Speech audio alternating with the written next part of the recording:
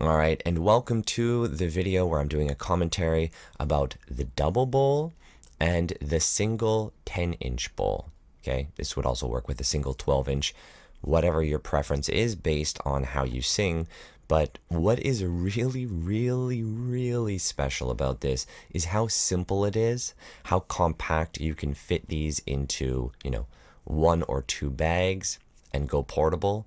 This is phenomenal, okay? And honestly, if it's between getting 7 bowls and being like, oh, but I also want to get other instruments, or getting 3 bowls and then prioritizing for other instruments, always 100% of the time, I will suggest getting these 3 bowls. And the reason is because even though I own all of these bowls behind me, I've got at least 20, 30 bowls, I usually only bring this one, and 1 Tibetan bowl, right?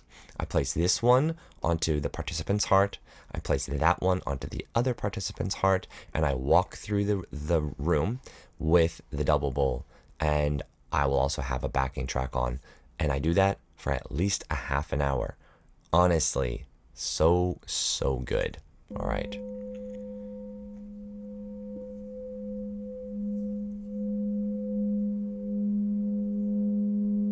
So you can see here, I've got it just on my knee. You could play it directly from the ground as well. What's important is that you are picking it up from the handle. And I just want to speak to this, but the dummy, the mannequin, it's not on there. It's very crooked, so I apologize for that, and I believe it is because of the way that the pectoral muscles on the dummy were set up. So once I place this on them, now I'm just playing the double bowl literally however I feel called. And as you've heard me speak about before, these movements that I'm doing right here, back and forth, it's putting a lot of pressure right here. This is not ideal. What's more ideal is to be positioned on my knees or in more of a squat position or a kneeling position where one leg is up. But you can see right there, I had my elbow against my leg, and that was giving me the opportunity to not have as much pressure on myself. I have a lot more experience doing this, plus I go to the gym, so it's not that hard for me to do, but it does fatigue me quite quickly, especially if I'm doing a 2-hour sound bath and I need to pick up the gong as well. So now you can see me there. I have my hand down against my knee, and this is entirely being played with 0 weight. Now you can see there's no strain going on here. I'm just holding it against my leg. Now, what you just witnessed me do here is a different way that I play the bowl. Okay, I'm just gonna backtrack it for 1 second so that you can see, right? Most people don't play the bowl that way, but once you get used to playing it that way, it is going to be very helpful when you're playing a double, because I don't have the same angle right here with my right hand. I do have the same angle with my left hand, but my left hand is nowhere near as good and confident to play. So I'm better off learning, at least for me, to play it this way than to learn how to play it, better with my left hand. So I suggest learning how to play it this way as well. You can be doing that with just about any bowl. The Tibetan bowl won't work quite as well, but these ones work great doing it this way.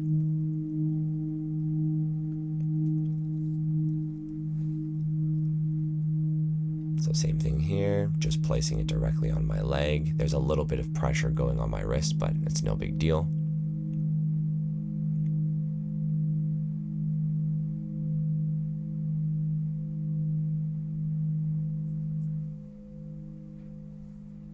What you may have heard there is when you have these bowls being played with this, the difference in which you have the tonalities will create little wobble sounds, like a whoa, whoa, or a wee, wee, wee, wee, wee, wee, wee, wee. That plays in part as well of where it's positioned by the person's ear. So this isn't something that you can really teach. It's just something you can become aware of with your own bowls, of how the relationship of these sounds is going to work together. A common way to make a very strong wobble is to have one of these bowls pitched to 432 hertz and the other one to 440, and it be the same note. That will create a nice, like what you consider a binaural, like whoop, whoop, whoop, whoop, whoop, whoop. That being said, you can still get that sound from just about any type of bowl. But what we have here is a G sharp, a D sharp in the fourth octave, and a D sharp in the third octave, okay? So this would be a G sharp in the third octave due to its size.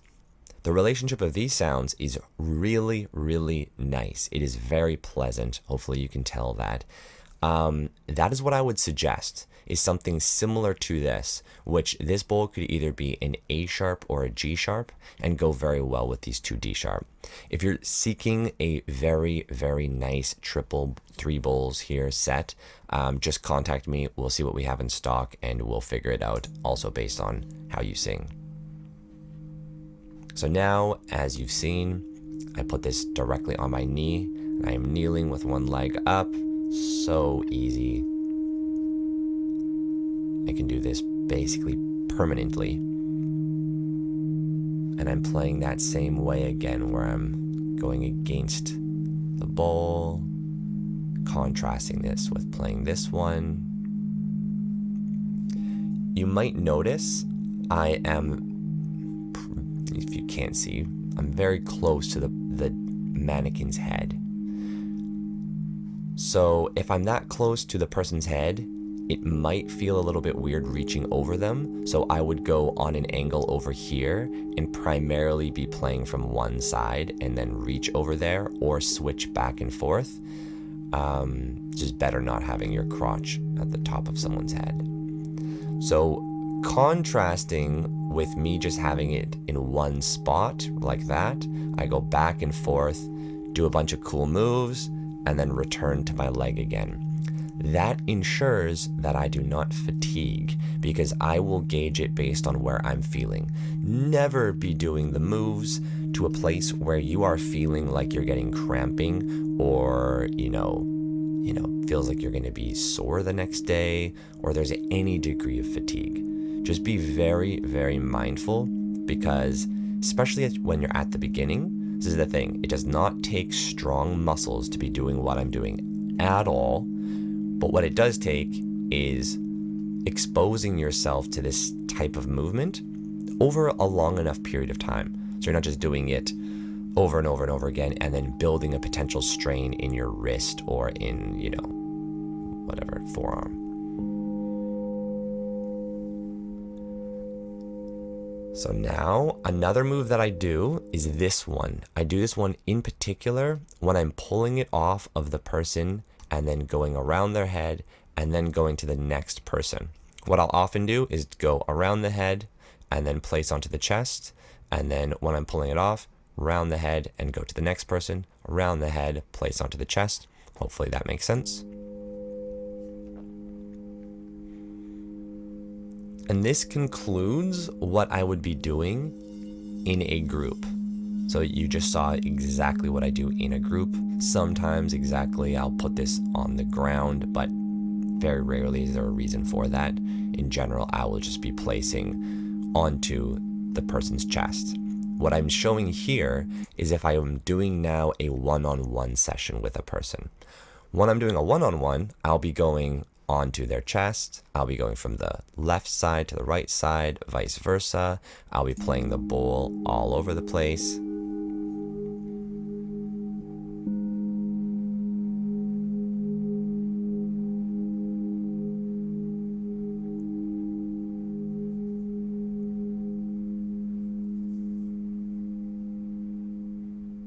And then I'm showing that I bring it to silence before I place it down. And this is where I pull the double bowl apart. So this is giving us a lot of variety with 3 bowls. You can be placing this bowl onto their chest or this bowl, or you could be doing that.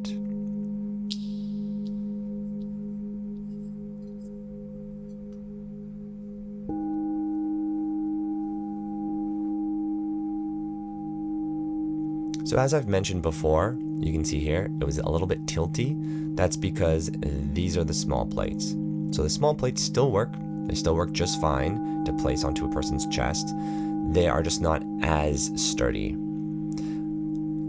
I would suggest if you're planning on doing what I'm doing here though, that you do not change the plate mid-session, because that will be a little bit clunky and it will make some sounds. So I'm just playing this big bowl from the chest, playing the small bowl back here, going from ear to ear. Now I'm doing techniques that are focused on a single bowl as opposed to a double, which they're similar, yet still very different.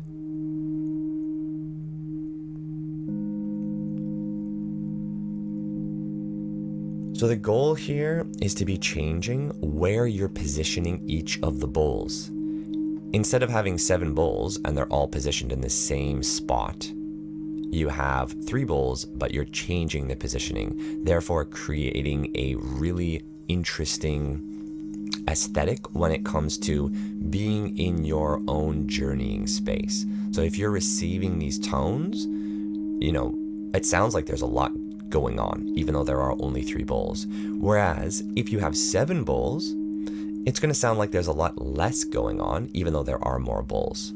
So hopefully you'll understand the benefit currently.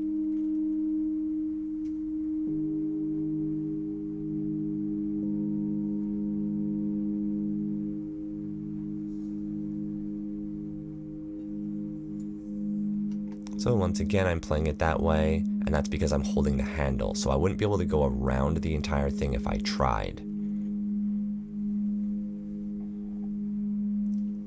Doing this handle thing around the head is very powerful. It's not translating to the microphone too well, but it's very, very powerful because you can generally feel the vibrations coming off of this.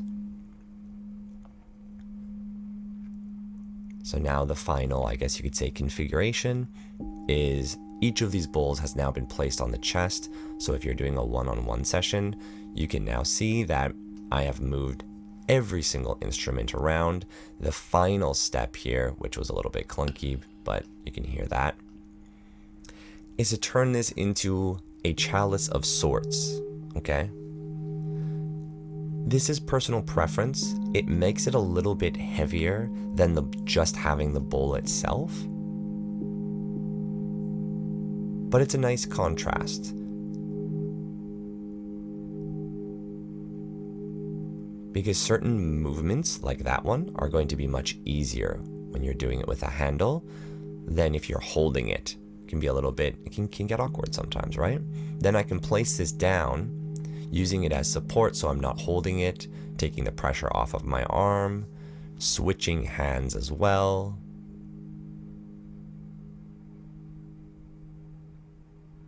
And there you go.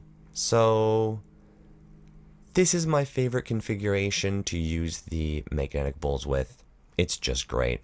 I hope you guys learned a lot, and we'll see you in the next video.